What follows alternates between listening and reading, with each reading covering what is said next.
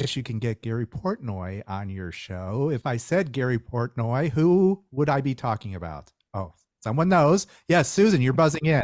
I'm buzzing in. I am buzzing in. I am trying to remember. It's not Greatest American Hero. It is Cheers. It is Cheers. It is Cheers. Yay! There you go. Point for TV ladies. It was on my list of shows of theme songs that I love from the 80s, where everybody knows your name. Yeah. That one is one of, I think, kind of the all-time, right? Theme songs. It is. As I looked, it made it up to number 83 on the charts in 1983. And it was actually written by two people, Gary Portnoy and Judy Hart Angelo. And it was for like I guess initially it was for like a Broadway show that was supposed to that eventually made it to Broadway. But it's a crazy story that I don't I have this whole thing written out. But yeah, that she wasn't even a writer. Judy Hart Angelo and Gary Portnoy they just kind of met by happenstance. Let's see. Oh, that's funny. Right. Portnoy's songs have been recorded by various artists, including Dolly Parton, Say Goodnight, and Air Supply's I'll Never Get Enough of You.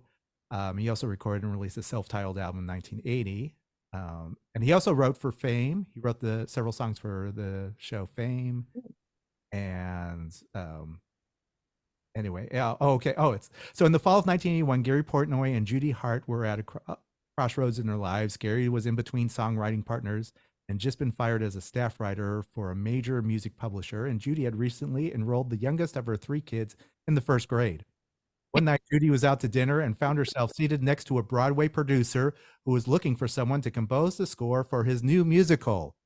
Almost on a whim, Portnoy and Hart decided to take a shot at collaborating on the songs for the musical entitled Preppies. And anyway, and then that's how their partnership began. So it's almost like a TV show. That is very funny. I love when people like, oh yeah, then I was sitting next to somebody and they just said, I'm looking for this. And I was like, sure, I'll do that. Like, what are we? Why do I feel so cynical about that? It doesn't happen that way. No. Doesn't happen that way enough. It should happen that way a lot more. Yeah. Oh, I did not know anything about his history or the backstory on the songs, and it's really interesting. Yeah. But he performed it too. He wrote it and he sings it for the show.